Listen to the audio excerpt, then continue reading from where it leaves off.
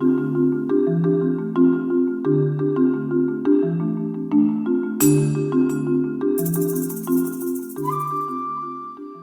to iPad Pros, the show all about using your iPad to be productive and get work done. I'm Tim Chaten, host of the show. It's big to me because A, they acknowledge the RAM, and B, I wonder what this huge RAM, again, this is all like implications of what iOS 15 is going to have in store. Like, I feel that we are on the precipice of pro apps being announced in June at WWDC for iPadOS, and new APIs for like big app developers to start pushing out premium apps and big boy apps for the iPad in a way that has never really been done before. Welcome to another episode of iPad Pros. This is a bit different of an episode that I recorded with Jeff Perry the night of Apple's April 20th event, where they announced the new 5th generation iPad Pro 12.9s and the new 11 inches. So this is very fresh after the event happened the night of, so there may be new details that are coming up later in the week, but we dive into kind of what he's been up to since we last spoke on this podcast, as well as mostly just all about the new iPads and a little bit on the iMac, and we kind of touch on a little bit of pretty much all the different topics that Apple shared in their big April 20th event. Before we get into this lengthy discussion about the April 2021 event, I wanted to share that I am looking at selling my 2020 iPad Pro. I really think it's important for me to stay up to date with hardware so I can discuss it on this podcast. So yeah, my 2020 iPad Pro in silver with 1 terabyte of storage and cellular is up for sale. Best Buy is selling these now for $1,550, and it does have the monthly Apple Care Plus that I believe is transferable. I am asking $1,250 shipped, which is $300 off Best Buy's asking price with no sales tax. And I'm looking to sell this to a listener if possible. It is in perfect condition, and yeah, looking to get the new iPad and this same configuration because of Apple charging $200 for the RAM to go from 512 to 1 terabyte now. It is now a $2,000 iPad for the same configuration for the 2021 model. So I'm asking $1,250 shipped, and if anyone is interested, please reach out to me, iPadProsPodcast@gmail.com. Now, onto this lengthy discussion with Jeff Perry all about this April 2021 event. Enjoy.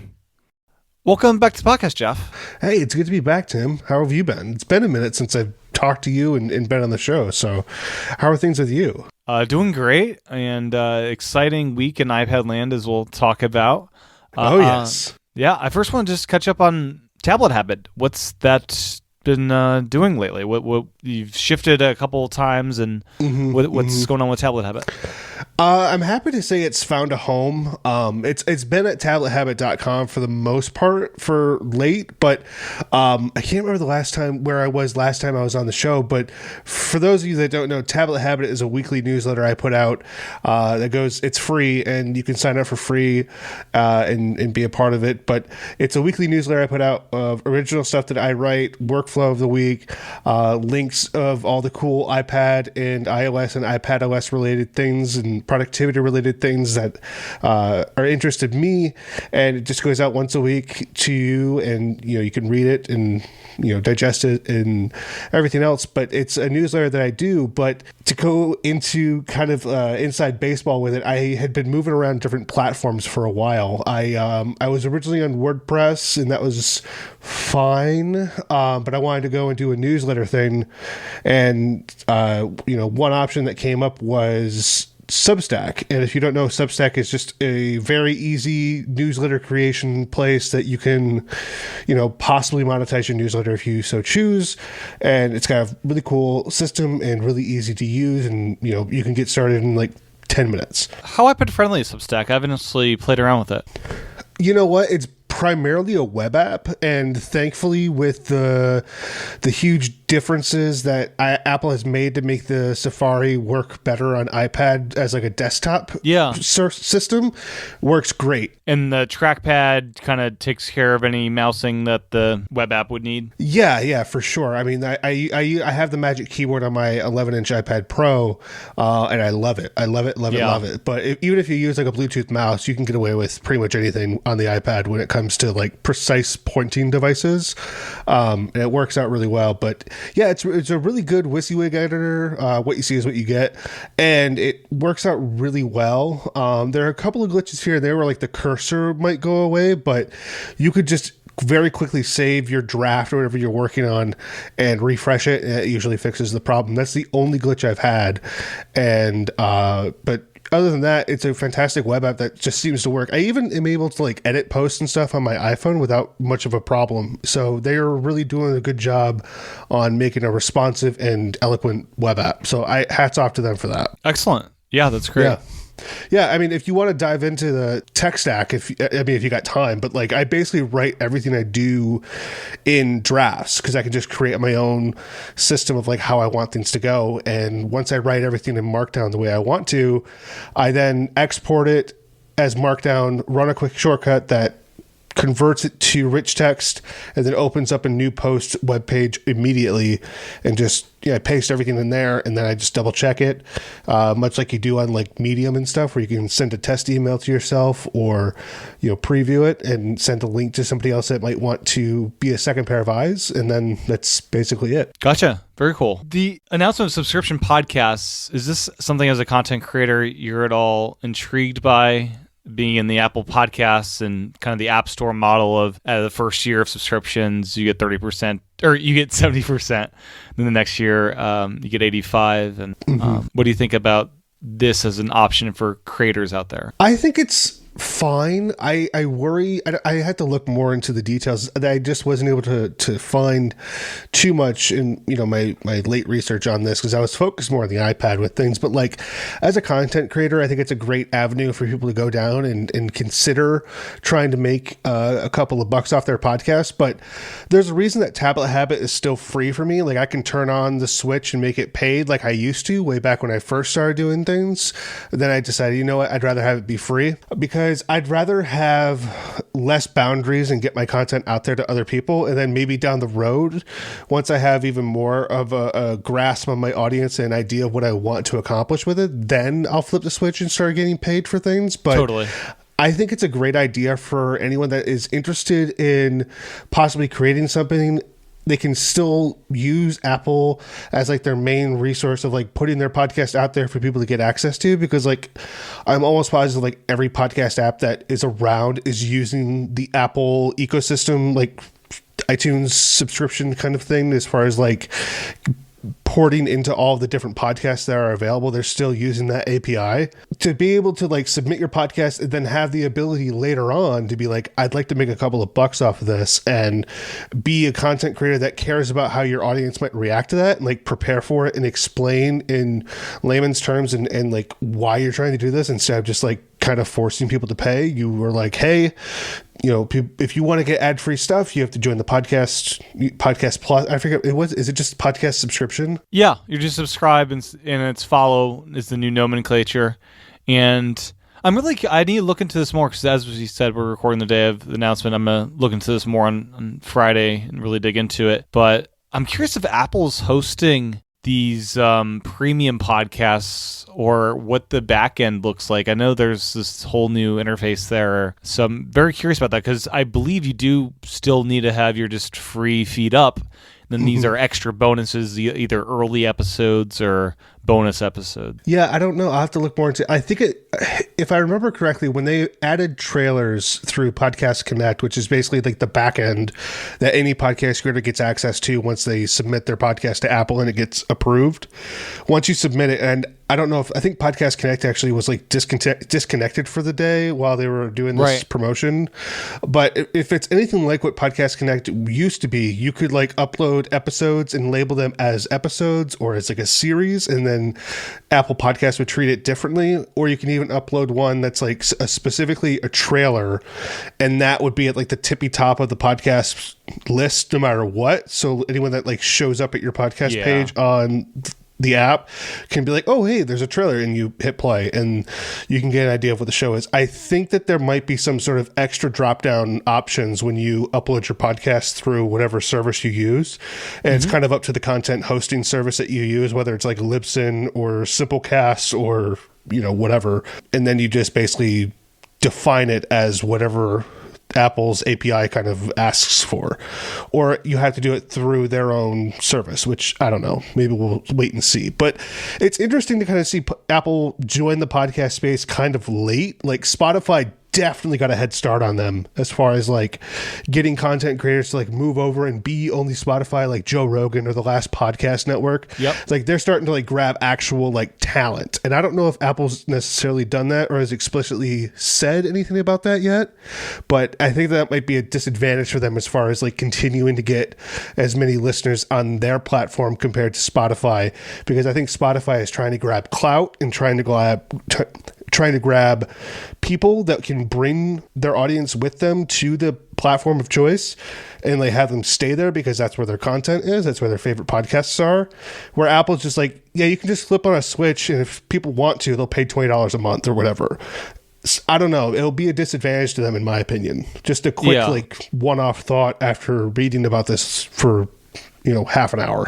Their approach to me as a content creator seems much more friendly and what I would want from them versus kind of the onerous, we're going to throw ads in your podcast, or kind of different approaches that they could have taken, or you're just going to get a penny and be part of Apple One. And, yeah. So this seems like a good approach where you're in control, and it's kind of like we have our own little app store now, which could be good for us. I think so. Like, I think it's I think it's a better deal than what Spotify is doing. I just don't know if it's going to be as big for people that necessarily want. And I also think it's like $20 a month, if I'm correct, right? Like, I'm no. That's what. $20 a year, kind of like having a developer account. Oh, and then okay. You as a content creator can pick whatever price you want. I believe it has to be monthly. I don't think you could do a yearly subscription, but you might. But you pick whatever price you want. Oh, okay. Yeah, so I could do like $1. I could do $1 a month, and you get the episodes early through Apple Podcasts. Yeah, that shows how much research I've actually done on the pricing model and things like that. I just looked they did not at a couple of explain it headlines at all in the keynotes, so this is all very fresh. But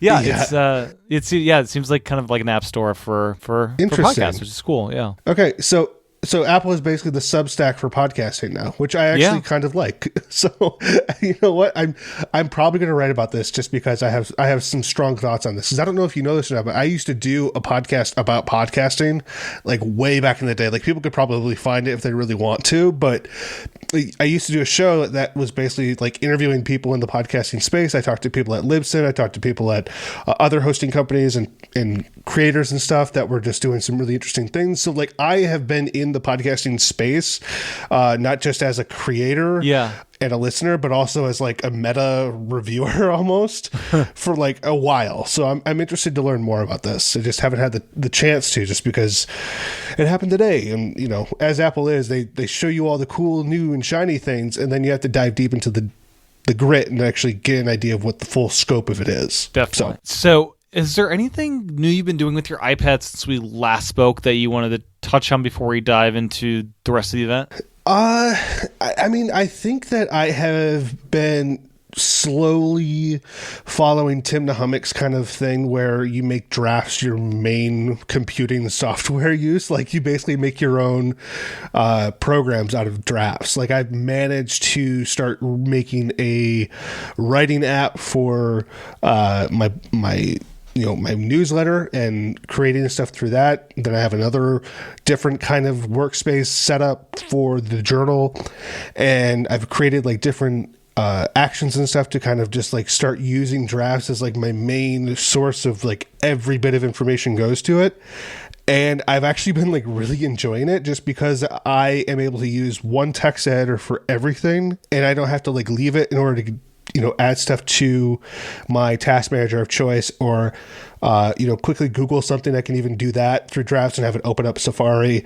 Just like I've been using Drafts as like a main source of like where all of my computing starts. Yeah. And like could even end at. So it's kind of like super meta for like what I have to do, because I do a lot of writing. That's like my main thing that I do on my iPad, and to be able to create things just as I want, especially with the new themes editor and stuff where you can create your own theme in Drafts, that's a godsend for somebody like me that like wants to have different modes and different themes for different actions that I'm doing. So like my writing mode has one set of theme, and then my journal mode has another set of theme, and like this is all basically just like taking what Tim Chaten has like talked about and written about and just kind of taking it off on my own lane. But I'm enjoying the heck out of just playing with Drafts more and using it as like my main app for practically everything. Yeah, that's really interesting. I love Drafts, but I'm someone that does like to bounce around different apps and have different purposes. But I do get the appeal of just having that single app. Yeah, I mean, as someone that's like trying to create like regular content and stuff like that, I do try and make time to like play around. But like when I want to like dive deep and start reporting and researching and writing for my weekly newsletter, I want to like take away as many distractions as I possibly can. And to be able to do that all in like one app has been very helpful for my focus and productivity. But I still play around with like other apps and stuff. I've been playing around with Craft as well. I know I said like I'm trying to make Drafts like my main thing, but Craft has been in the works as well. I think it's a fantastic research tool, and I'm slowly kind of thinking about using that as my means of like using a weekly roundup or capturing ideas and then importing them into Drafts when I start fleshing them out more, and try and find a way to link the two of them. But that's primarily what I've been doing with the iPad right now. It's like quote unquote new, because a lot of the things I'm doing now is all related to the newsletter in my free time, because I work a day job, but I don't really get to use my iPad for my day job because it's just like I just work in news, so I have all the tools and stuff that are given to me, and it's all Windows based, so it doesn't work out very well for me. But yeah, I mean, in my free time, that's what I do, is just work on the newsletter. So I wish I had like more exciting things to talk about when it comes to like what I'm doing, but that's my bread and butter right now. Totally. Yeah. Something I experienced was getting the vaccine. So something I noticed getting the vaccine was the National Guard. They're all carrying iPads for the check-in process and all that. So that's just kind of another fun, just like iPads in the wild and kind of different fields they're used in. That was kind of interesting. Yeah, that's interesting. I mean, I have heard of like some people that are like going into the medical field now, especially like as like a resident or like even like a undergrad. They're like, you have to have an iPad. It's like a required piece of technology that you have to have now, because they use it so often as far as like the onboarding process of like new patients, which I thought was interesting, and it's definitely something I want to learn more about. So if anybody that works in the medical field and uses an iPad every day and can talk to me about some things without breaking HIPAA violations, let me know. Totally. So anything else before we dive into the rest of the event? No, we got a lot to talk about. Let's dive in. They flew through this event. I was watching and it's like, wow, they're just going through.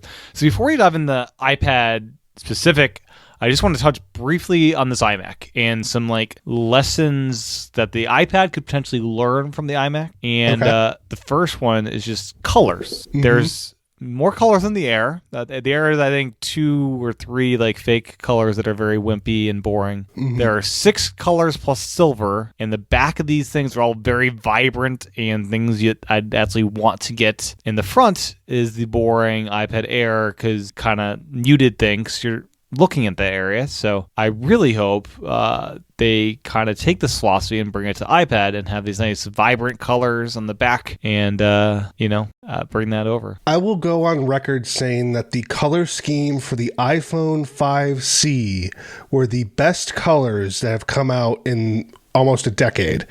Since the Nanos probably on the iPods. Basically. Yeah. Like and the reason I say that is not just to basically say the iPhone 5C was a great device. I had one, it was fine. I loved the color scheme. It was the biggest selling point by far with those phones, was the bold, vibrant, beautiful colors all in one piece of plastic. And like you said, I think that the M1 Mac, the iMac that was just released with all these colors, took a page out of that book and started to, take away some of the slight hues and pastels and started to bump up the saturation a little bit. And I think that was a welcome change. And I wish that Apple continues to do that and doesn't, revert back to trying to make things a little bit less vibrant and poppy. We need to have more whimsy in life. And if I can have an orange iMac to bring some whimsy into my life, you bet your bottom dollar I will do it. So I hope that they do the same for at least the iPad Airs, if not some sort of addition to colors down the road with iPads and maybe even iPad Pros. We used to have gold. Weren't those the days? I know. Those are the days. I mean, now we have what, like gray and dark gray. I just feel like it's almost like a disadvantage to want to get the most expensive product that's available in any line right now, because you basically are told what color you can have, and it's not even a color, it's a hue. Yeah. And that's it. Like, it's just, I want to have fun. I want to enjoy my devices. I want to bring color to those devices, and I want to bring it without having to buy a case for it. I want it to just pop orange. I want it to pop blue. I want it to pop green. I want fun. And I love the colors in the M1 iMac, and it's a huge selling point to me, even though I have really no use for an M1 iMac right now. Right. I would love to have a nice, beautiful orange computer. It's just, that's my favorite color. That's why Tablet Habit is the color scheme it is. And I would love to have something that matches, my favorite color outward. Computer. And they went even further. The Lightning to USB-C cable that you get to charge your accessories is color-coded to the iMac. So there's 6 different colors of cords, 6 different Magic Keyboard, or I guess 7th silver. So Magic Keyboards, trackpad, Magic Mouse, power cord. These are all color coded, and I'd love it if this kind of color thing could go to other products like the iPad. Yeah. I don't know if I haven't even had a chance to look at Apple's website for the accessories. I just looked at the prices for like the big models. But are they selling those mice and keyboards and stuff separate? These will be huge collector's items unless they sell those separately at some point. Okay, that is disappointing. Yeah, I wonder if Stephen Hackett will buy one of each color. Yeah, I feel like I'm gonna have to be like a Stephen Hackett and just start collecting these on eBay as soon as they go on sale and just start saving some money, because these are beautiful. Like, especially the keyboard. I would love an orange Magic Keyboard with touchID, and that would be fantastic. I would love that. And I'm disappointed now that you've basically told me the worst news that could come from this event. So you mentioned touchID, and that's a huge addition to this Magic Keyboard. And we now know, Renee Ritchie kind of shared from, I guess, a contact at Apple or something, that this Touch ID sensor is compatible with all M1 Macs. You'll be able to configure the Touch ID sensor to unlock an M1 Mac.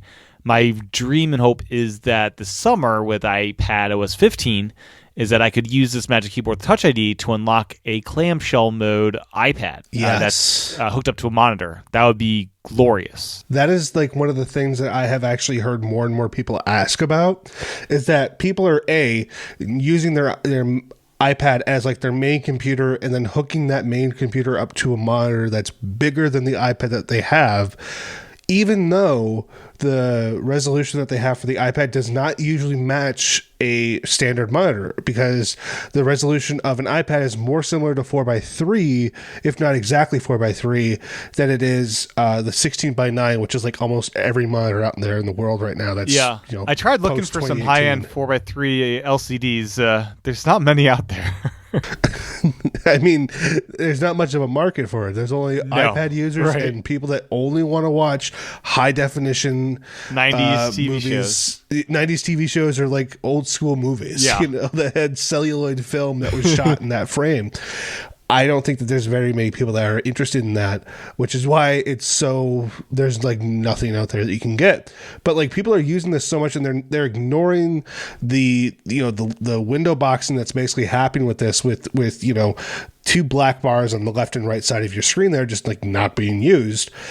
And they love it so much that they wish that they could unlock things without having to use Face ID or Touch ID with whatever tablet they have. And I'm blown away by as many people that have reached out to me of like asking, is there a way I can make this happen? And I sadly had to tell them, no, it's out of your control. You basically have to ask Apple to do something about it. But or use the iPad Air will function this way in clamshell mode with the Touch ID on the side button there. Yeah, I mean, I think it's a great idea. I think that a lot of my thoughts kind of circle back to iOS 15, and we could probably talk about that more towards the end, because I have some serious ideas and thoughts of like what this hardware means for iOS 15. There's a lot of implications here. Exactly. And that's, I mean, we can go into it or we can save it once we like delve into all the hardware. Yes, let's save it to the end, yeah. Okay. All right. So that happened. I think that another way that people can kind of like use this in non-clamshell mode but get away with it is that if they get the new iPad Pros that have like the new wide front-facing camera, they can get away with a lot more as far as Face ID goes.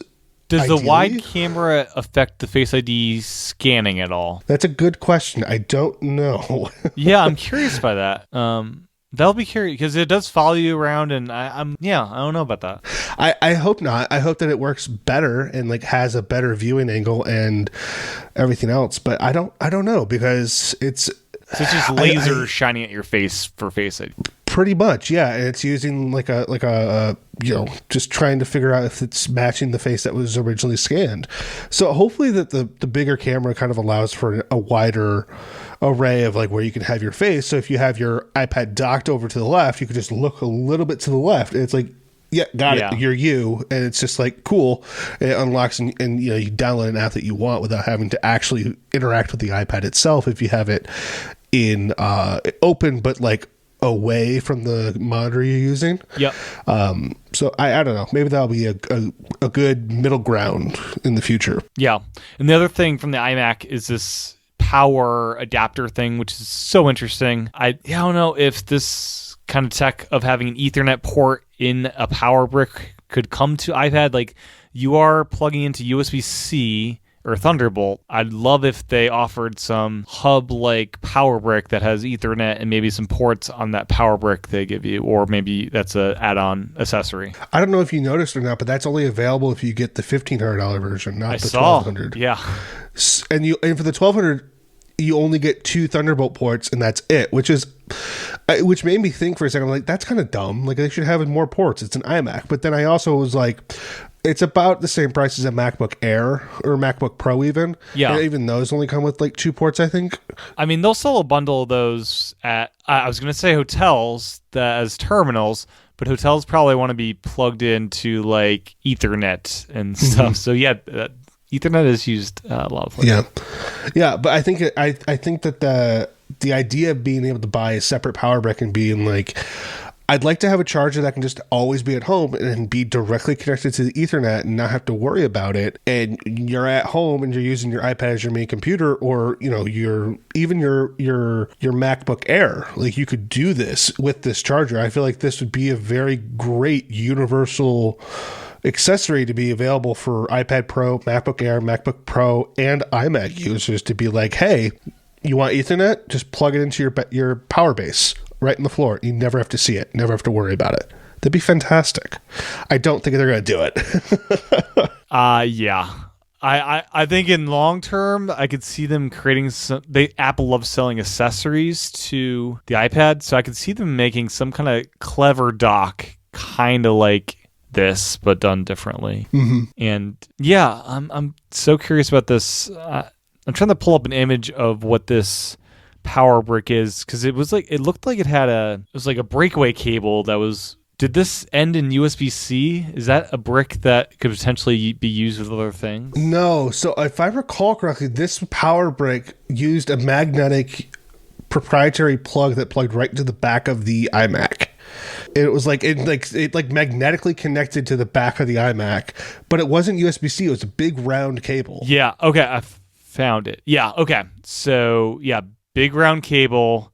Next to that is Ethernet. On the back of that is the color matched thing. So yeah, this does not look to be USB-C in any way. No. I do wonder do you think this is what the laptops will use, or is this too big of a connector for the new MagSafe? It's a good question. I don't know.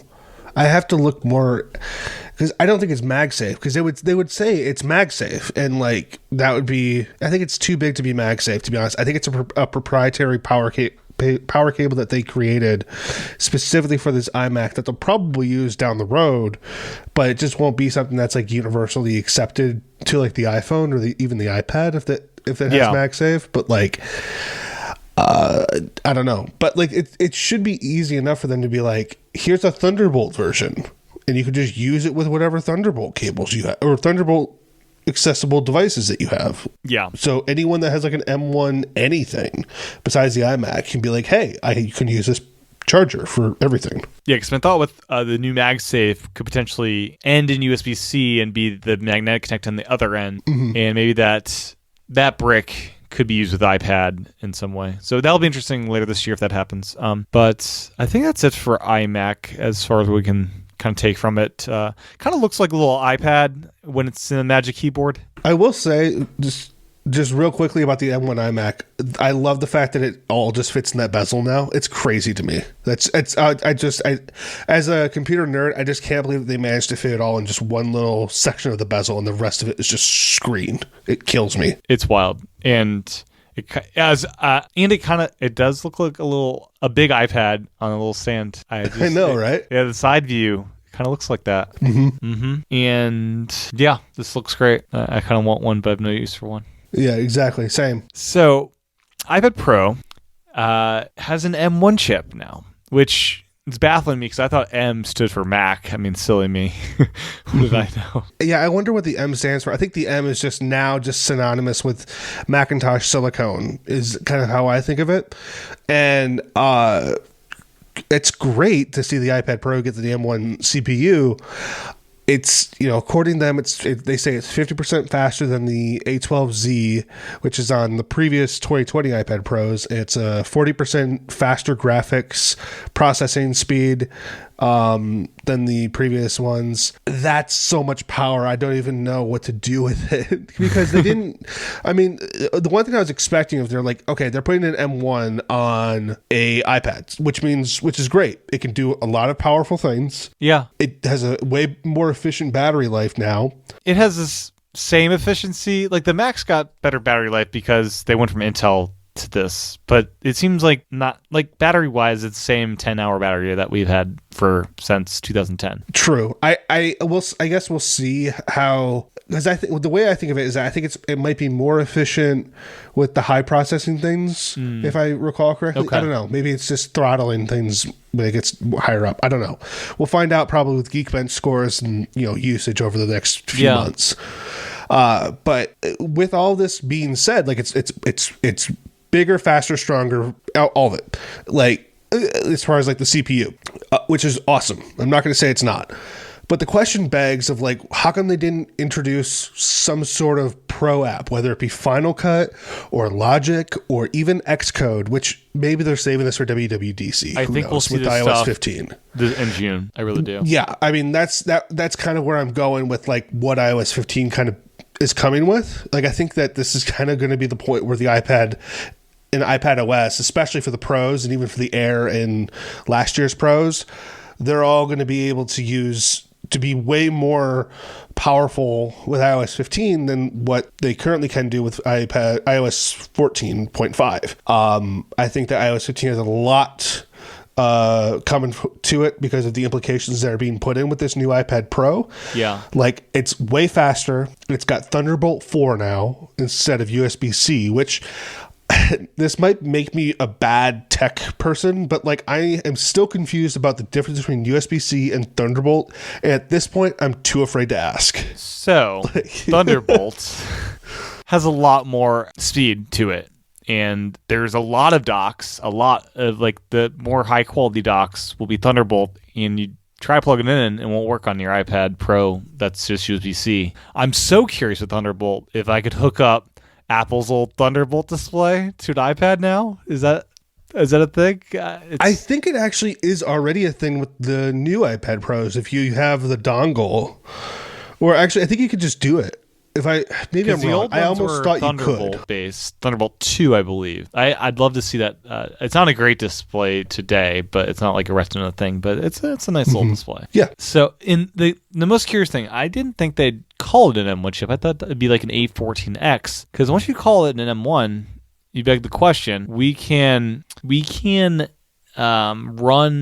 iPad apps on the Macs with M1. Yeah. So does this mean, because with M1's now on the iPad, seems like it should go both ways? You would think, but I think that. I mean, I think it's a matter of the iOS software, the iPadOS software is so sandboxed and so walled off. It's easier to take those kind of apps and put them into an environment that isn't walled off, as opposed to bringing apps that aren't walled off, aka Mac apps, that don't have to like follow these sandboxing protocols, and you could just download them offline anywhere, where you have to have an app in the App Store if you want it to be installed on an iPhone or an iPad, unless you're using some sort of offline kind of service that like very few people use. And if you submit an app to the App Store, it has to go through this process and protocols and people checking it, and then they're available because they deem it safe to be used in this sandbox environment.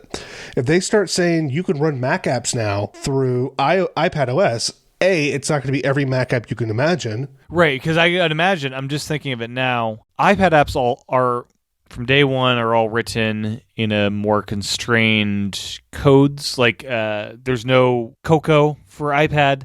So exactly. Yeah, so there's more of a legacy there on Mac. So if it was Mac apps, it'd only be modern ones, perhaps Swift-only Mac apps or something like that. Which, a lot of the Swift apps out there right now are either Catalyst versions of Mac apps or iPad apps, or they're just completely rewritten and like built from the ground up in Swift, which is great, but they're not going to be that different. It would probably be almost like a parity perfect version if it's written in Swift, because that's like kind of the whole point of Swift, is to basically be like, it works with both. And so I don't see it happening just from a logistics perspective.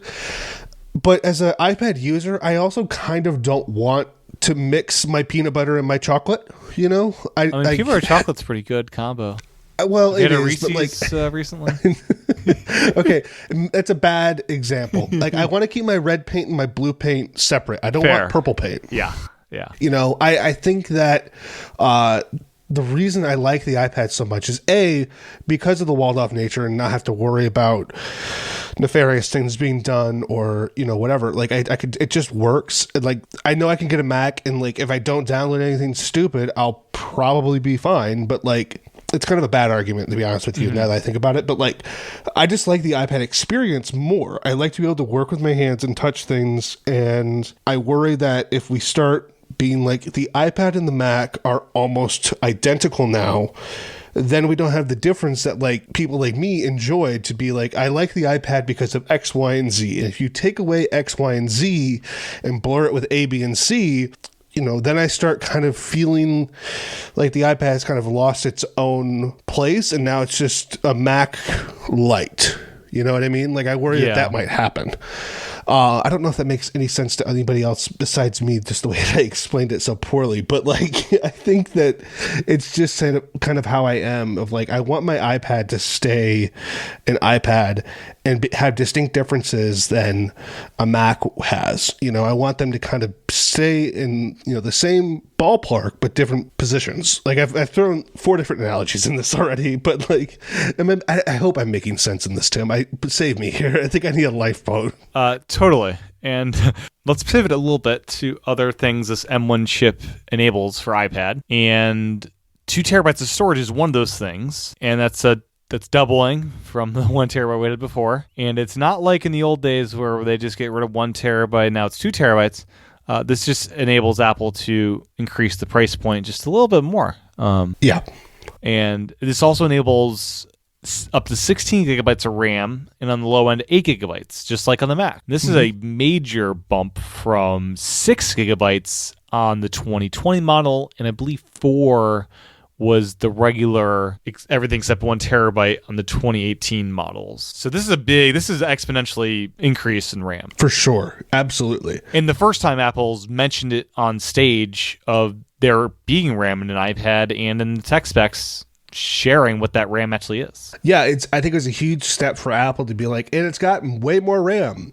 It has RAM. Most of the time. I mean, it has RAM, and B, we're almost tripling it. Or doubling it, or whatever you want to call it. Like, depending on what iPad you have, it's triple, like, or quadruple even. But like, it's big to me because A, they acknowledge the RAM, and B, I wonder what this huge RAM. Again, this is all like implications of what iOS 15 is going to have in store. Like, I feel that we are on the precipice of pro apps being announced in June at WWDC for iPadOS, and new APIs for like big app developers to start pushing out premium apps and big boy apps for the iPad in a way that has never really been done before. Like, I'm expecting Adobe to come out with a Premiere Pro full-on version, a light version of even After Effects or something like that, or a CAD to come out with something that's more robust than what they have now for the iPad, or,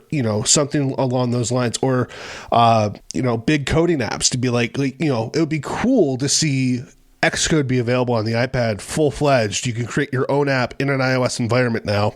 And not only that, but we also have, whether it be like Microsoft to come out and be like, we have Visual Studio Code coming on the day iOS 15 comes out, or like a big-time text editor besides Xcode to also be like, we are going to be able to work with you in creating the perfect developer environment for you on the iPad with iPadOS 15.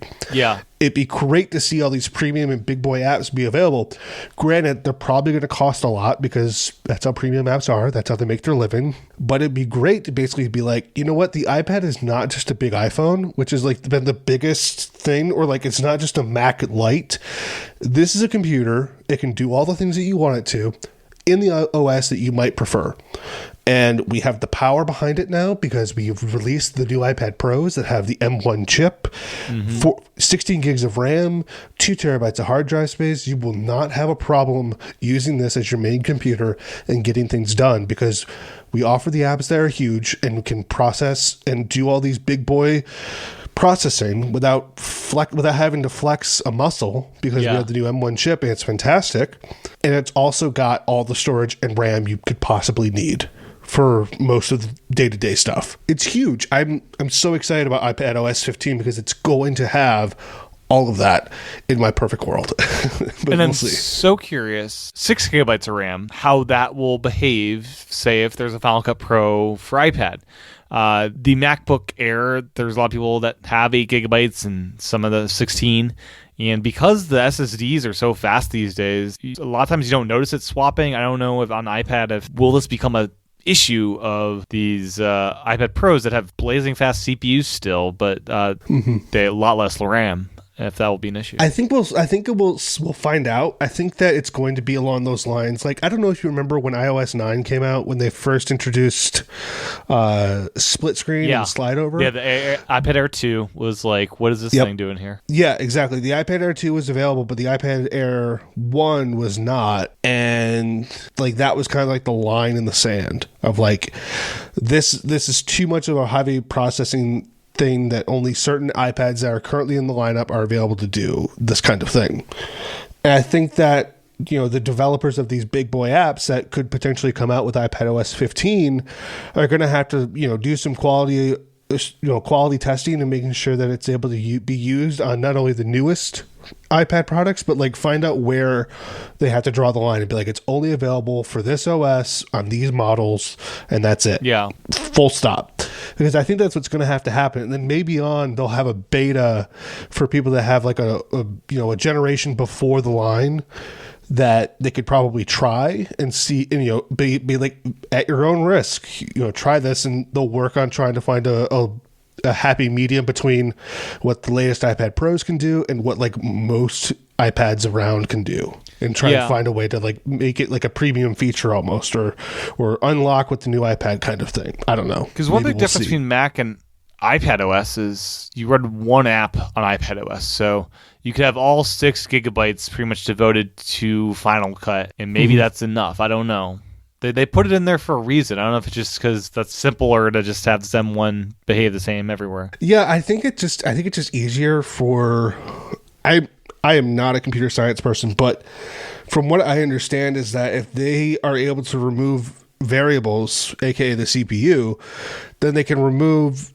they can make sure of like where the differences lie in how app performance is. So they're like, okay, if it works well on this Mac that has 16 gigs of RAM, but it doesn't work great with this iPad that has 8 gigs of RAM, wherein lies the problem? It's probably a RAM thing, but it could also be an OS feature thing. And so to take that variable out for like the lineup for almost everything, I think actually helps both Apple and developers to be like, it's one less thing I have to worry about if I'm trying to make an app that is only for like the latest and greatest kind of models, or I know it will work with these models because they have the same chip. Right. I don't know. Yeah. And then something I noticed on the page this evening was 4-speaker audio delivers theater-like sound and support for Dolby Atmos. They mentioned this for the iMac, which has like a 6-speaker array. They mentioned this Dolby Atmos line, which like is this like a sound bar with like that fake Atmos. And then I saw this on the iPad portion, also said Dolby Atmos. So I don't know if this was mentioned in the 2020 model, if this is a new thing or if this has always been there and just this fake Dolby Atmos thing has always been a part of iPad. I wonder if it can record Dolby Atmos, because that's what the new iPhone 12s were able to do. Well, it was in a line all about the speakers and listening. It wasn't a part of like capture as far as the marketing lingo. Okay. Yeah. I don't know. I guess we'll find out. But I don't know. I very rarely have my iPad with speakers running because A, I have a spouse, and B, I just like to have headphones. I feel like it's just sort of more my speed. I like to have either AirPods or Bluetooth headphones that I have there over the ear that I use for recording, which what I'm using now, or I use the AirPods. And I just prefer it that way because I like to have the sound in my ears as opposed to like in the room. But, maybe this Dolby Atmos thing isn't just a selling point. It actually has some sort of, capabilities, which cool if it does, but we'll find out. Yeah. I just thought that was very curious. Another new hardware thing is this ultra-wide front-facing camera with center stage, which is an API developers can tap into. And I think the center stage API will be really cool for content creators who are like maybe filming themselves for some kind of YouTube channel where they're walking around and doing stuff. I don't know. To cooking shows. Yeah. You create a cooking show and use your iPad to capture that. It reminded me a lot of, the gimbals. I think they're called Osmos. The Osmo gimbal. Yeah. I don't know if you ever played with one or had the opportunity to watch reviews and stuff, but one really cool thing about the gimbal is not only is it great to use while you're like moving as like a stabilizer, but it came with like a tripod for its feet, and you basically set it up, and then it has an app where it can just like you basically lock on to a subject, whether it be a person or a dog, or you could just lock on to a specific subject, and it uses some sort of AI to basically determine what that subject is. And if that subject starts moving to the left, then the Osmo will start panning to the left with its motors. And it kind of reminded me vaguely of what Center Stage was a lot like, which was cool. And I really like that. So I can't imagine what it's going to be like for content creators, because, we live in the age of mobile photography and people are able to do crazy things with their iPhone right now on, like YouTube and TikTok and, other video platforms. So to be able to add this to their, repertoire, it'll be fun to kind of see what happens. I don't have the kind of skills or thought process and creative outlets to be able to do that. But I'm excited to see people that do and what they can make it happen with it. It'll be interesting if this comes to iPhone as just like a capture method in the camera app of you capture a video with center stage and it'll use the ultra wide and some special stuff to like you just are standing still on a tripod and is just doing crazy stuff, capturing. I can't imagine it not being available, like that front-facing camera not being put in the new iPhone 13 or whatever they want to call it. Or even a rear-facing mode where you're capturing for just content creation type. Exactly. Yeah. No, I think that would be a great addition as well, especially like, with iOS 15, like they'd be like, it's a new way that you can use the capture, because I think that if they want to do something cool with the camera app, nobody's going to say no. Like, they haven't really done anything huge with the camera app in a while. Like, Slofi was kind of a flop. So the night site was huge. That was the yes, site. I'm sorry. You are right. That was a big feature. So strike that from the record. They have done some cool things with the camera app. Never mind. Yeah, just have a bad memory. Yeah, all good. It's on newer phones, but and. Yeah, it's an API, so this could be in other apps, and I'm sure, and I believe this is only front-facing for now. I don't think this will work with pets. I think it's just human recognition so far. Yeah, for now. Maybe they'll change that. A pet mode. Yeah. Yeah, maybe. We'll see. Yeah, and then 5G, and they mentioned this quite a lot during the 5G part. Like, they're like 2 minutes all about 5G, and they probably mentioned it 1,000 times, just like when the iPhone 12 rolled out. I'm waiting for the supercut every time they said 5G to come out, because that was one of my favorite things that I saw after the iPhone 12 event. Yeah. But no, it's great to see 5G being added to the iPad. I was expecting it to be added in the Air, but it wasn't, which was disappointing. But it's nice to see that the iPad Pro is getting it, because it will bring more versatility to mobile computing. It still kills me that the MacBooks haven't been given cellular options. Like, I feel like the MacBook line is perfect for 5G cellular to be put into it. Like, it would be the first like major computer to get some sort of cellular ability. But I don't know, maybe it's just a matter of like, you'll immediately use all of the data you have available using it as a 5G computer, then or like the iPad, maybe you don't, but I think imagine. They're just waiting for their iMac like redesign of the laptop. Maybe that's the case. I mean, I'm not going to complain that the iPad's getting 5G before a Mac, but I just, as a user, I'm just like, it should be there. It's almost silly that it's not, but at the same time, I'm not going to complain that it's giving the iPad 5G first and giving people the ability to buy an iPad that has, the fastest speeds available for mobile use, because that's one of the biggest selling points is the ultra portability of it and the ability to use it as a computer and without having to need Wi-Fi. You just pay a couple of bucks a month to your cellular provider and add it to the line. You got a computer that can work anywhere at all times. I live in a place where my LTE connection is faster than my 5G connection, but I know there are places where 5G is bonkers fast, and it seems much more useful on an iPad than it does a phone. Yeah. And speaking of cell stuff, I stumbled upon a data plan from T-Mobile that's like a prepaid. Once every 5 months, you have to re-up it. If you don't use all your data, you get 5 gigs for $10. It seems like a crazy good deal. So I'm just signed up for that, and that's how I watched the keynote today. Oh, really? Nice. On iPad, brought it in and was out about. Was able to stream it there, and it has not updated yet. Cause it's still it has updated. So watching the keynote, which was about an hour long, it went from 5 gigs to 1.3 gigs left. So the Apple keynote has a lot of bandwidth there. Yeah, especially, I'm assuming you probably streamed it at the highest. Oh, absolutely. Resolution. Yeah. You probably. I mean, you watch a movie for with cellular connection at 1080p or whatever, it's going to eat up some gigabytes. I mean, I stream stuff through a Plex server that me and a few buddies use, and watch things there. And every once in a while, he gives me the data updates of how many gigabytes have been used, and it's almost always in the triple digits by the end of the month of like how much data has been used for all of us streaming this stuff. Luckily, he doesn't get any kind of like charge with it because he has a unlimited service for upload. So like it's not a big deal for him.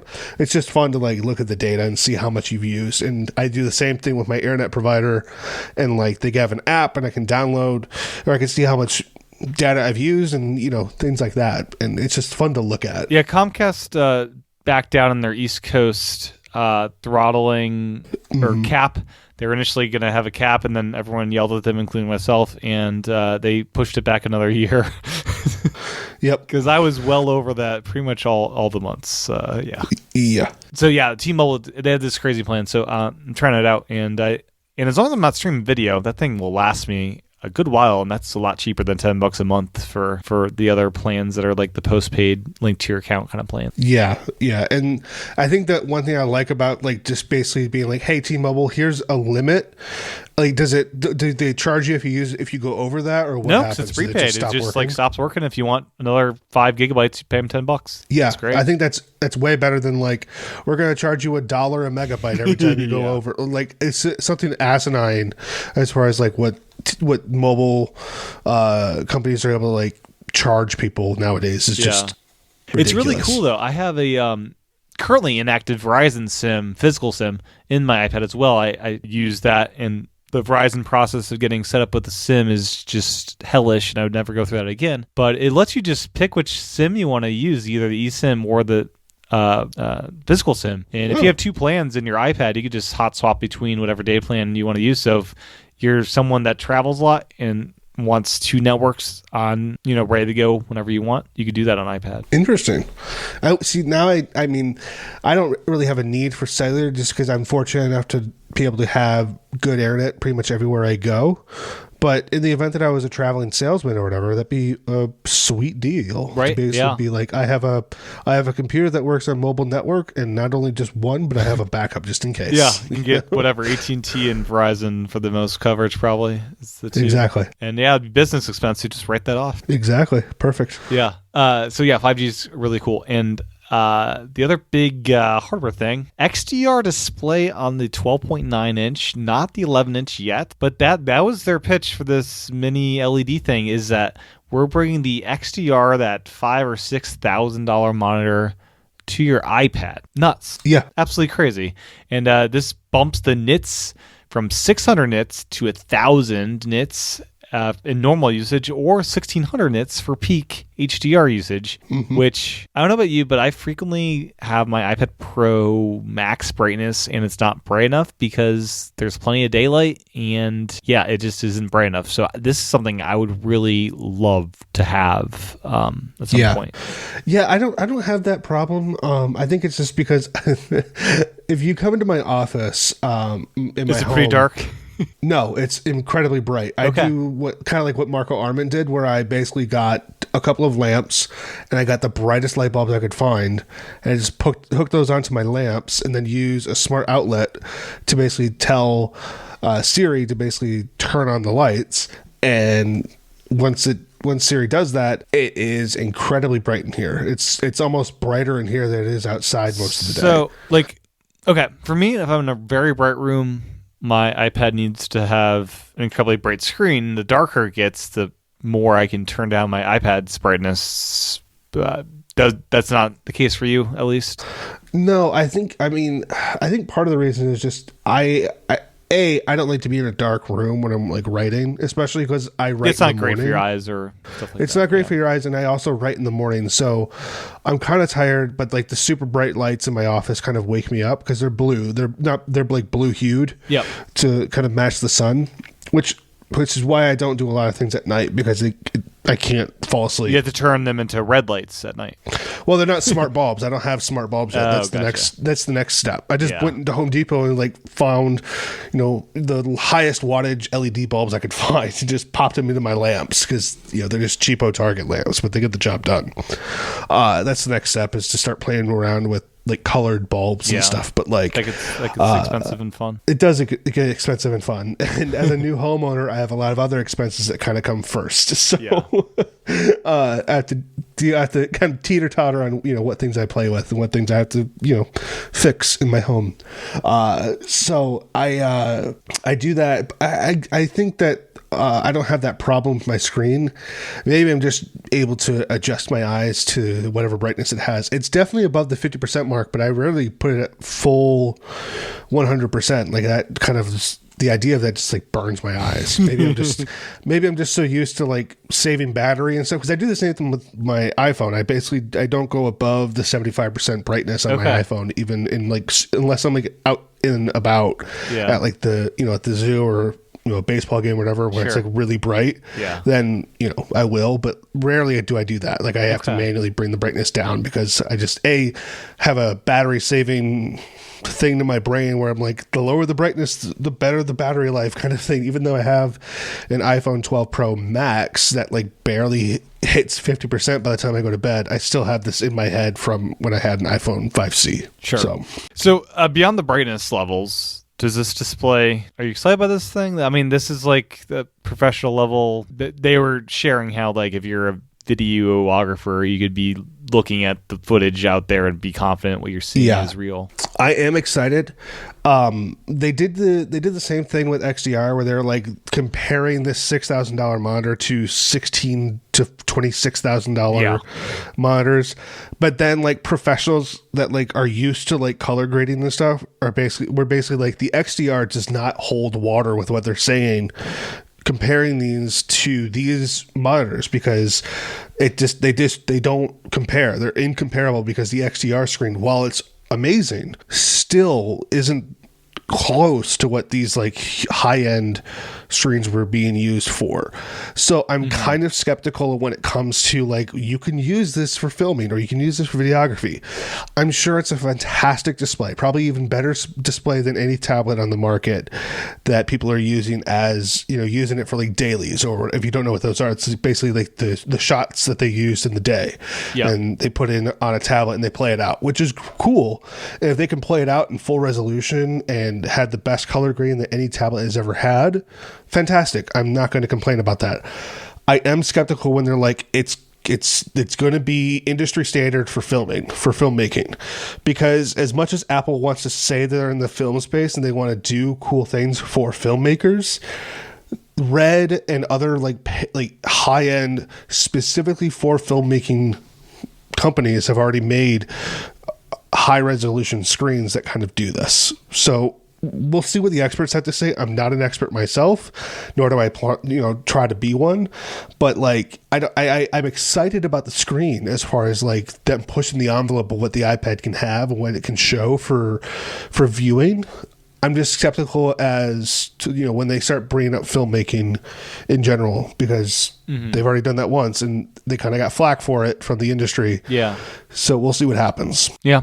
I mean, it sounds like a beautiful display. I'll watch a ton of movies on my iPad because I don't have... Oh, don't get me wrong. If I had the 12.9 inch with that display, I would absolutely watch every one of my favorite films and just be in awe, because I have a 1080p television that is a few years old. I'm happy with it. I have no interest in buying a 4K television right now. And I have a 1080p monitor that I use when I'm on my iPad at my desk. Like, it's nowhere near to the screen caliber that my current 2020 11-inch iPad Pro can give. Yeah. And I find myself watching videos and movies on that with headphones on than I do on my television, just because I like the screen on it. And if I had that on a 12.9-inch iPad that had the Liquid Retina XDR display, you bet your bottom dollar I'm going to buy every HDR movie I can and watch it, because it would be fantastic. Watching Kill Bill on that kind of screen, don't get me started. I would love to watch it. So, I'm skeptical when they start saying it's going to be a great screen comparison for like color grading or whatever. Yeah. I wonder if people will make a decal for the back to put the holes in to make it XDR. I'm sure some sort of decal company is already working on that. Right. And all the tryptophobia people are going to lose their minds. Totally. I forgot to mention when we talked about 5G that an odd thing that I've never seen for iPads is just like the iPhone 12s, they're doing a $200 credit if you get a 5G iPad and activate it with the carrier. For T-Mobile, they would give you some kind of virtual gift card of $200. It's like the special offers thing of the iPhones that the price went up a little bit, and the price did go up a little bit as well going to 5G. Instead of a $150 upgrade, it's now $200. But if you activate it, makes it free. So that's kind of a really big deal. Yeah, that's cool. I wonder if that's just like one of those things that kind of pops up as far as like the other section of services, because I wonder if there's like some sort of back end deal with Apple and these mobile carriers of just like, if you do this, then we'll give you X amount of a percentage or something like that. The carriers love 5G, so I wonder if it's just like get everybody on 5G. Yeah. I mean, every mobile carrier right now is trying to get more people on their 5G plans than any other, so they can start using it in their marketing of like, we have more 5G users than any other mobile carrier out there, whatever.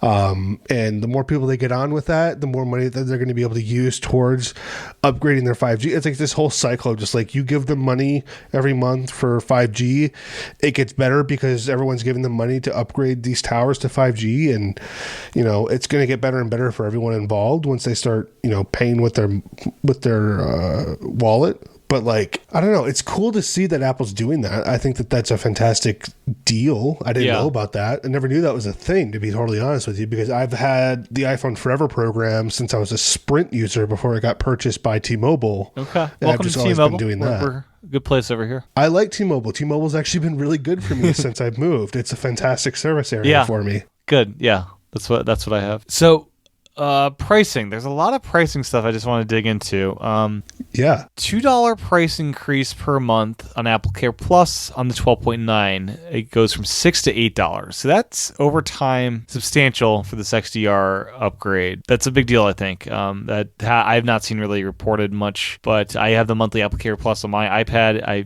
feel good about that because it also covers the accessories. But $8, that's like a Netflix. Yeah, but I mean, if you think about it this way, you were going to pay $6 anyway. I was. So you're basically paying $24 extra a year. That's true. And the way I look at it is that if I have to pay $24 a year to have peace of mind that I don't have to pay $1,200 to fix this screen, I only have to pay $50 to fix this screen, the return, if anything were to happen, would be, it would always be there. I would never not be happy with my decision to do that. Even if it was 5 years down the road and I still have this iPad 12 and I've been paying AppleCare Plus on it, if I had to pay for 5 years, that's what, $125, not even?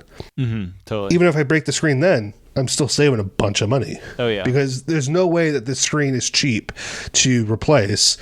And there's no way it doesn't take a bunch of heat and anti-glue and then re-gluing these things. I'm assuming they just give me a brand new one. I mean, if I have to pay an extra $125 over 5 years to make that happen, so be it. I'm more than happy to pay it because it's not that much more. That's why I was able to make the jump from 99 cents a month to like $3 a month on my iCloud, because I got way more storage that way. It was a no-brainer for me to do it. And I mean, that's how Apple services gets you, is that it's a pretty easy jump to pay, but you're paying them triple the amount of money, or in this case, like 25% more? Yeah. So, they're making more money off of you in the long run. But if I am able to afford that and to pay for peace of mind, I'm happy to do it. That's why I pay the $28 a month I have for my security system. I hope I never need it, but the moment I do, I'm going to be happy I have it. Yeah. So it's funny, the day the Apple event was announced as being a thing, I lost my one and only key to the car I drive, and oh no, it's hilarious because this is the event AirTags was announced, so I had to get a key made for whatever $200 or whatever it was, and it's like, okay, I'm getting an AirTag. I hope I have to never use it, but it's just kind of the irony is just it's great. Yeah, I mean, AirTags is awesome, by the way. I don't know if you want to dive into that now or just briefly. I'm surprised they're so cheap at whatever $25. Yeah, my biggest thing was that they're $30 a pop, or you can get 4 for $100. Yeah, and the user replaceable battery, so it's not like you're throwing these out. Yeah, that was my other thing, is that it's user replaceable battery, so like it's fantastic. It's way better than any tile ever, because you don't have to buy it. You have to buy a tile every year, and because the battery just dies and you can't like replace it, and you just chuck it. Like, from an environmental standpoint, that's awful, but from a user standpoint, it's even dumber. Are these about the same price as tiles? I think so. They're comparable. Okay. I mean, I think a tile is like $20 or something like that. I don't know. Yeah, I know. So I saw the pricing. It's like, oh, and then I saw the Apple's pricing of the accessories, and that's where they're going to make their money on AirTags, is the keychain and the little things that hold your AirTags in, because it's the same price basically. Yeah, the Hermes thing is wackadoodle high pricing. It's like what, $300 for a Hermes It's insane. Quick follow up. You can get a tile perfect pair for $55, so they're about the same price. Okay. Yeah, they're comparable, and it's cool to be able to see the air tags be available not only for customizability, because you can basically use like any emoji or San Francisco icon that they have, because that's fun and cool. But like I said, like it's easy to replace the battery and be able to use it over way longer of a period, and I'm happy to see that be available. But those are my two things. Are you going to use these in anything? I'm sure I'll get one for my keys, and I'll get another one for like I have a pair of keys at my house that have different, like I have a master lock on my shed to keep all my yard work stuff locked away. Yeah. I'll have one for that. I'll have one for my keys. I'll probably use another one for my backpack that I use to take my iPad everywhere, because if that goes somewhere, I can track it and hopefully find it. It'd be fun to have people have keys to their house or whatever. It'd be fun if a guest is coming over, you could grant access to an AirTag. It's like, here's the AirTag. Go find the key buried in the yard. That would be fun. You know what? I guarantee you someone's going to be like, we use the AirTag as a treasure hunting thing. That would be so much fun if you have a kid that's like 6 or 7 and you basically like bury a thing of treasure with like a bunch of nickels or quarters in it or something in like a actual treasure chest, and then you put an AirTag in it and you go, what is this? And then you show your kid, and then you use the tracking thing that they have where it's like 12 paces to the left or whatever, and use it as a way to kind of like find buried treasure. That would be so much fun. Totally. Back to pricing on iPad stuff. Yeah. The pricing is a bit higher than it was before. $100 on the low end. So not a huge jump for the 12.9, but they're doing some things with bundling in the RAM once you make that terabyte jump. So 1 terabyte was $14.99. Now it's $17.99. Ooh. So it's a $300 jump in the to get that. And basically what they're doing is they're bundling in the RAM, which is so on the Mac it's $200 to upgrade your RAM from 8 to 16. And as I looked in the pricing, they're basically doing the same thing here. So like a MacBook Air, to jump from 512 to 1 terabyte, it's $200. To jump from 8 to 16 gigabytes, it's another $200. So basically $400. And iPad Pro is that same $400 difference if I'm looking at it. Let me pull it up now. But yeah, you're basically to go from 512, which is 8 gigabytes on the RAM side, you're jumping. Okay, so yeah, you jump from $13.99 to $17.99. So it's $400 price jump to get the 1 terabyte, but you're also getting that RAM. So it's the same $400, but you don't get to pick how much RAM you get. Yeah, you really want to make sure you're getting what you want if you're going to start spending that kind of money. I guess I didn't realize that was. So that's how much it costs to upgrade for the MacBook Air and the MacBook Pro. I mean, it makes sense in Apple's weird way, because if you were to tell somebody, here's 2 sticks of 8 gigabytes of RAM, but for $200 more, you can get 2 different sticks that say 16 gigabytes of RAM. Yeah. So I maxed out all the M1 portables. Yeah. Minus cellular. So the MacBook Pro, 2 terabytes, 16 gigs RAM, that's $2,299. Okay. And then the next jump down would be the iPad Pro at 2 terabytes. It is $2,199. So $100 less than that MacBook Pro. Okay. And then the Air, and that's $2,049. So $150 less. So the iPad's kind of like middle land of it all, which is just, it's kind of interesting because so the MacBook Pro, you're basically getting a fan, and I don't know, is that it? Like the better screen is on that iPad. You get Touch ID and the Touch Bar still, right? That's still a thing, or did they get rid of that? Oh, you do get the touch bar, I believe. Yeah, you get the touch bar. Touch ID is on the Air, though, as well. Oh, okay. Yeah. But it's kind of interesting on the iPad's kind of in the middle of the M1 portables, even with this XDR display. Correct me if I'm wrong, but isn't there an extra core in the M1 for the MacBook Pro? Yes, there is. And that same core, I believe, is on the iPads. Yeah, I believe it is on the iPad Pros. Okay. Yeah, so, I mean, this is all the... Like, if you were to come to me right now and be like, here's iPad... If you were to come to me right now and say, here is iPadOS 14.5. This is what you have. This is what you get. And here's the new iPad. This is how much it's going to cost to get a 2 terabyte storage space and 16 gigabytes of RAM. And this is how much, it's what you said, it's $100 difference between a MacBook Pro with that configuration than the new iPad Pros. Yeah, at $100 more for a MacBook Pro. I would honestly, I'm a hardcore iPad fan. I would honestly tell somebody, if you like the Mac OS, you're going to be able to get a lot more bang for your buck as it is right now with Big Sur than you would with iPadOS 14.5. If you like both OSs equally, but you're not sure which one to get the MacBook Pro. I'll get the Air, actually. Well, if you were to compare, I would say get the Air too. I wouldn't say buy the iPad, because right now the iPad still has a couple of things that it needs to kind of be worth that price at the highest end configuration, in my opinion. I think the starting points are still great.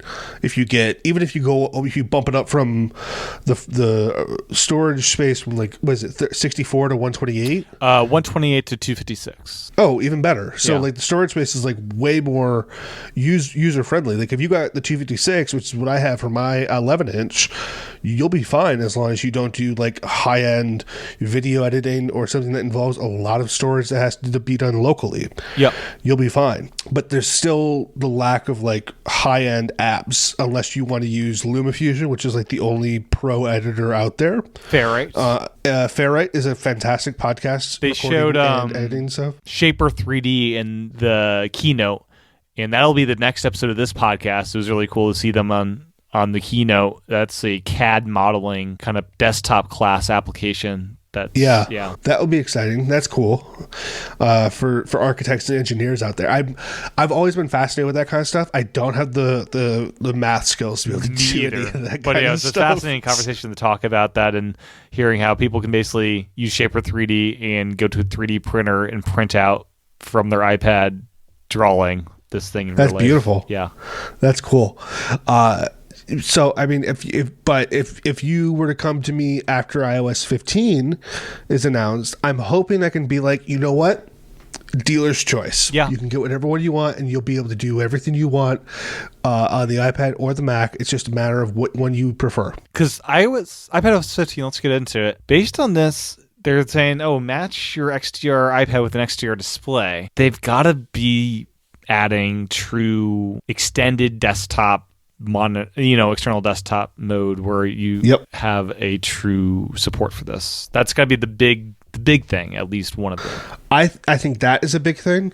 I think it's almost guaranteed that either Final Cut or Logic or some sort of Adobe high-end app is announced with iOS 15. Yeah, I heard rumored that even Apple was saying in press briefings today that Final Cut Pro for iPad is in the works, which is weird of them to say if it's not going to be announced. Yeah. We'll see. I mean, I do remember in part of the keynote that I saw that the parts where they have all these extra tiles and stuff show up on the screen, and people very quickly take screenshots and then tweet them out for everyone to look at. One of the things that were touting with the new M1 iPad was enhanced video editing experience, or something along those lines, which my ears perked up as soon as I saw that, because I was like, that is an interesting selling point, Apple, because you have not done anything yet for video editing. You have used LumaFusion in some of your advertisements and marketing materials. Yeah, and Terry was on stage or virtually. But I have a sneaky suspicion that there's going to be another video editing app put on the iPad very soon, especially if there's more rumors of people saying from Apple that the app is being Do you created think or it'll being be a worked on. subscription or a one-time purchase? I think it'll be both. I think you could buy it for $300, or you could subscribe to it for $12 a month or something. Yeah. I think that there's no reason for Apple not to be able to offer both. I think that would be a better option, to where they could be like, if you're a Final Cut user and you own it for the Mac already, we can use an iPad bundle or whatever, and you can get it for $150. That'd be great, because I've owned it since they released it, and I haven't touched it since my back's a 2011 MacBook Air, and it's just kind of sitting there. Or they do something, that's kind of like what OmniFocus does, where you can buy OmniFocus 3, or you can pay for a subscription and have access to OmniFocus as it updates year over year, and you have access to it over the web, where if you do a subscription with Final Cut or a Pro App bundle or whatever that Apple offers, you could pay $12 a month and have it accessible for both the Mac and the iPad as like a Creative Cloud kind of thing that Apple would create instead of Adobe. Oh, and the iMac, they have a headphone jack on the side of the iMac. I saw. I'd love for them to take that kind of design and add to the Magic Keyboard headphone jack on one of the sides of that little thing. That would be Are you talking about so this is where Apple's naming gets screwy. Yeah. Are you talking about the iPad Magic Keyboard right. and the new Magic Keyboard? The iPad's Magic Keyboard. I'd love if the other side that does not have USB-C, if that could just have a little headphone jack there. See, okay. If they put a headphone jack, they have to put it on the left side. Every device known to man before the iPad or before the Mac, they created this as a means to be on the left side. That's why every headphone that you have that only has one cable comes out on the left side. Yeah. That's a huge thing to me, is that if they put anything on the right side, I'm going to flip my table over and just cry, because they need to... They need to move, basically, so they basically need to move the iPad's internal USB-C connector to the left side and add the one to the Magic Keyboard on the right for USB-C, and then put the other one on the left. I don't know, Or just move the USB-C on the Magic Keyboard from the left side to the right side and open it up to be... Right. But I don't see them doing that, just because the AirPods have been selling like candy as of late, and the AirPods Max just came out, and then there's rumored to be AirPods 3 coming out with the iPhone event. So we'll see. I doubt that they're going to ever revert back to the headphone jack, and frankly, I don't anticipate them ever being like, you know what, we're going to bring the headphone jack back. It's going to be a great experience, because guess what? Every other high-end phone maker, like Samsung, got rid of the headphone jack. It is an iPad Pro where you're hooking up to things over a wire for, like, I'm hooking up over a wire right now, but it's through an adapter on USB-C. Right. So there are reasons in a Pro hardware to do it. And so things we didn't get, they didn't move the camera to where it should be. That's still in the same place. But the center stage thing maybe fixes that, but I really don't think it will. Do you think it will? Like this whole issue of like looking at the wrong spot? No. They didn't move it. I don't know if you remember that. I don't know if it's even like a thing, or if they removed it in the eye beta thing? software. Yeah, the eye thing, where they would just be like, we're going to artificially move your eye to where it should be while you look at the camera, which was A, frighteningly terrifying of how accurate it was, and B, kind of creepy, Apple, a little weird. Yeah. So I don't know if that was just, because it got such a bad response when it was when it was like soft put in a beta and like people noticed. But I think that they're going to try and do something like that again if they're ever going to try and fix this, because I don't anticipate them putting a camera on, the landscape mode. It would have to be a hardware revision to the likes of the second generation to the 2018 third generation, where it's a totally new design, where it's not just a minor. Well, this is more than a minor upgrade, but it has to be more than a refresh of this nature. Yeah, it has to. Yeah, I think that it has to be a total redesign of the form factor. Redesigning all the internals, basically. The Apple Pencil chargers up there, like there's a lot of stuff to move. Exactly. Yeah. I don't know. Maybe they'll do a pinhole, but who knows? I don't know. I can't think of a good. I think that one of the things is that there's no real good answer for Apple to like fix this problem. So they're just going to continue with what they have because they've already created software to adjust your face. Excuse me. They've already created software to adjust your face and basically rotate it in the camera sensor to use Face ID while it's in landscape mode, which they never ported over to the iPhone, by the way. Nope. So they've already put like time and money into that.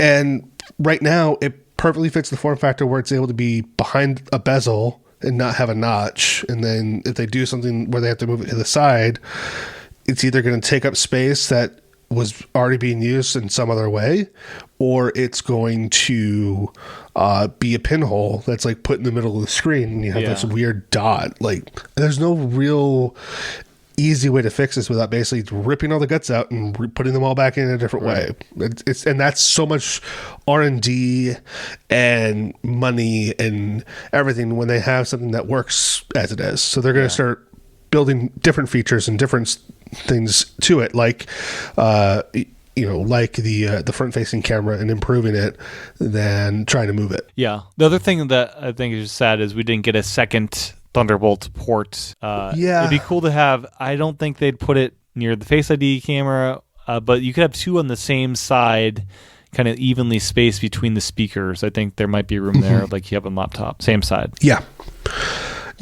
I would love to see that happen. And I was hoping that would be the case with the new iPad Pros. That's like one of my biggest things. Yeah. Is that if they want to have this be a machine that is comparable to the MacBook Air and is comparable to the MacBook Pro, the software has to be brought up to it. We've already talked about that ad nauseum with iPad OS 15. But B, they need to have one more port. Every other computer that they sell has at least two USB-C or Thunderbolt ports. And for it to only be one, you're basically down to like a 12-inch MacBook again, and that was you like have the biggest problem. Magic Keyboard charging port as well, but it's not it's not. I guess if you get there's like two chargers out there that'll charge via the Magic Keyboard pretty fast, and it's included with the new iPad. This 20-watt thing will charge the Magic Keyboard faster than like the other ones, which is great. But you also have to remember, you're asking people to buy, an iPad Pro that is $100 less than a MacBook Pro. And then once you add any accessory to it, whether it be the Apple Pencil or this Magic Keyboard or whatever, you're already paying more. Like the price we compared earlier about, it's $100 less than the MacBook Pro. Add in the pencil and keyboard and... that gets fun. Yeah, you're screwed. You're way over, but you're way more over budget. Yeah. Like, it's actually you're at a cost advantage if you just get a MacBook Pro maxed out. Without the flexibility. If you want the flexibility, that's where the iPad excels. Right, and I'm not saying that, but I'm like, if you were to, if I were to go to my friend who like is not an Apple geek like me, and be like, hey, you can get this iPad for $2,400 that comes with the pencil and the Magic Keyboard, or you can get this MacBook Pro that has the same configuration and it's a MacBook for $200 less. Like, which one do you think they're going to pick? I have a sneaky suspicion that you're probably going to pick the MacBook. Yeah.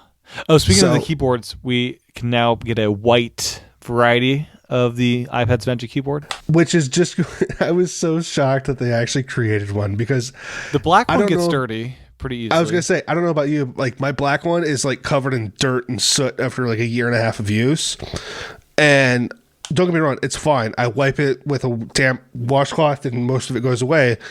But I can't imagine what it would look like if it was white. It'll have a patina look, like well worn. Yeah. I think white's a bad choice. I think they could have gone with a gray. I love a gray would have been way nicer. Vibrant, or bring the 6 colors of like the new MacBooks. Yeah. And like again, bring color to the Pro line, Apple, because you're kind of like making everything monochromatic, and we need some fun and spontaneity and wackiness and whimsy. Yeah. Bring some color into the accessories and allow us to buy the accessories that aren't just bundled in with a $1,500 computer. And then I saw Logitech's release a new combo touch for the 12.9 and 11, and I'm not sure they already had a combo touch. Was it just for the 11 previously, or? No, they had a combo touch for both, and it was awful. It had the Surface-like back end. Okay. And the keyboard was crazy huge. Yeah, there's a new thing. I'm not sure what it is exactly yet. And then I just want to mention it was really cool to see William Hearn from StaffPad in the video pretty extensively. He was on episode 86 of this podcast. That's the app where you can write in music staves on the iPad and it'll translate it to digital notes. Oh, that's very cool. So it's fun as I interviewed these developers to see them on stage. Yeah, that's always cool. Yeah, it's always fun to basically be like, I know that guy. Yeah, I know that person. Yeah. It's always fun to be able to do that, and I'm blessed to have met really cool people myself as well. And it's always nice when they're like, oh, that's awesome that they were able to do this. So yeah, it was fun. It's fun to kind of do that. Oh, Terry from LumaFusion knew about this iPad coming out before anyone else. Oh, for sure. Yeah, because she was talking about what's in the iPad. It's like, oh yeah. Anything else with iPadOS 15 that you're expecting based on this hardware and what it kind of tells us? I mean, the big things for me is that it's going to be a great year for the iPad if the hardware is any indication. I think that there's going to be Pro apps available by Apple or somehow showcased in the next WWDC. I think iPadOS is going to be much more processor heavy, and it's probably going to have a lot more usability for multiple apps at the same time. If the new hardware is any indication with the M1 processor and the Thunderbolt change, which means it could be faster files, but also faster charging and faster everything that involves a port. And I think that iPadOS is bound to be a giant leap for the iPad if the new iPad Pro is any indication. It's like as someone that like just watched the keynote and like just did the research, I kind of feel like I can see the tea leaves a little bit of like what iPadOS 15 is going to have. And they took last year off as well outside of the trackpad. Yeah. The trackpad was huge, but that was but even before the major update. So, yeah. That was like a late iOS 13 change. And then they were just like, here's an awesome keyboard that goes with it. Yeah, and that was enough for me for last year having that trackpad. But yeah, they took a year off basically from iPad on the major OS update. And they've had this like tick-tock kind of thing, like hardware, which is the tick, and then software, which is the talk. And I think that now we might be on in every other year for both. And these are shipping second half of May. So developers will only have these in their hands for like 2 weeks before WWDC. Yeah. And I always feel that Apple knows this kind of thing when they release new products like this. And I guarantee you they probably don't even have that many prototypes that they're using to kind of test out any premium apps that they're using or whatever to test out iOS 15 betas. So even as someone like me who has the 2020 iPad Pro 11-inch, granted, if they make things that are screen size only, where like the 12.9-inch has a bigger screen, therefore it can do more things as far as like Windows, I get that. But everything else is the same hardware as the 12.9-inch. So I should be able to get all the benefits of iOS 15 with my 2020 iPad Pro, which even if you have the 2018 iPad Pro, you might not necessarily need to upgrade if iOS 15 is supported by that iPad. And which I can't imagine it totally won't. Yep. Yeah. And we didn't mention 11-inch, all of these upgrades except for the screen upgrades. So the price remains the same except for probably the storage upgrades, which come with the RAM upgrades as well. Yeah, how do you feel about the 11-inch not getting the screen? It's got everything else. I think it's sad, but I think again with the tea leaf analogy, I think the 11-inch iPad Pro isn't long for this world much longer, especially with the iPad Air being such a beast as it is with the A14 processor. Yeah, it's still slower than the iPad Pro, but not by much. There is more differential now with the Thunderbolt and 5G and the RAM M1 processor. You're right. You're right. And I think it's great that they still have the 11-inch as a available option. Yeah, I wonder if they'll update it to have the new screen once they have more supply to do it. I wonder if it's a supply chain thing and they'll just like next year they'll update the 11-inch with the screen. Maybe. I don't know. I would love to pick somebody's brain at Apple and just kind of understand when people buy the iPad Pro, what's the ratio between 11-inch and 12.9-inch? Because I have a sneaky suspicion most people are getting the 12.9-inch. I do too. But I would also love to be proven wrong on that, because I love my 11-inch. I think it's the perfect size for me. I don't necessarily need it for video editing. I have edited podcasts on that before. Hell, I've edited a podcast on the 10.2-inch screen before, and it's been fine. You could edit a podcast in the Mini if you really wanted to. I could edit my podcast on my iPhone vertically if I really wanted to. I mean, that would be no fun without the Apple Pencil. No, it wouldn't, and I don't recommend it. But in a pinch, it could work. Yeah. But like, I don't do video editing. I watch movies, but I get along with it just fine with an 11-inch screen. I enjoy it very much, and I think it's perfect because I use it for work and play. It's my main device. So when I'm on my couch, I use it to play games or draw or write notes, or if I have my Magic Keyboard handy, I will throw it on my lap and work and write stuff, and it's the perfect size for me. I would love to see the 11-inch continue on as a personal user, because it's exactly what I want in an iPad.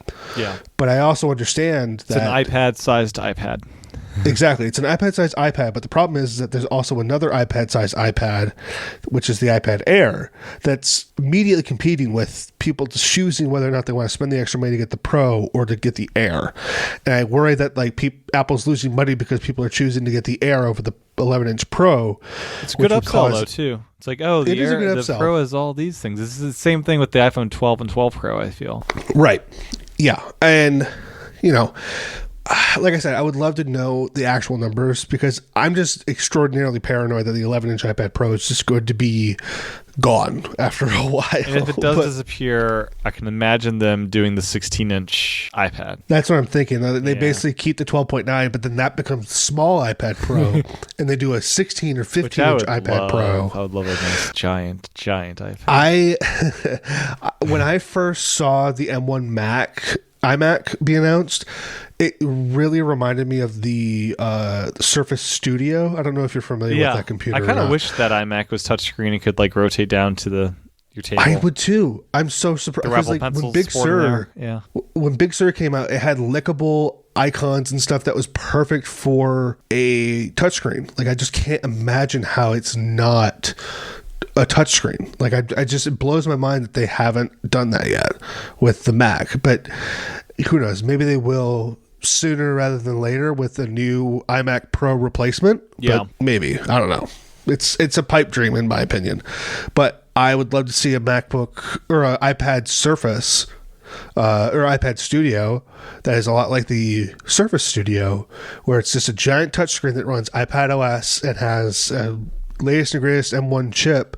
And with iPadOS 15, if they do anything with it, they'll be like, it can do all of these things with these premium apps and has a fantastic system and can do all of the things that you want with Apple Pencil support, which is the best pencil stylus available on any screen. Like it would be the perfect thing for like comic book artists or people that work with graphic design. Like it would be a great selling point for Apple to make, and I'm just kind of hopeful that maybe they do that in lieu of keeping the 11-inch iPad Pro. But yeah, I don't know. I don't work at Apple, so yeah. And sadly we did not get an iPad Air styled mini at this. No, I think that's coming, but probably not till next year. So I'd love that thing. That would be so great to have side by side with my my big iPad.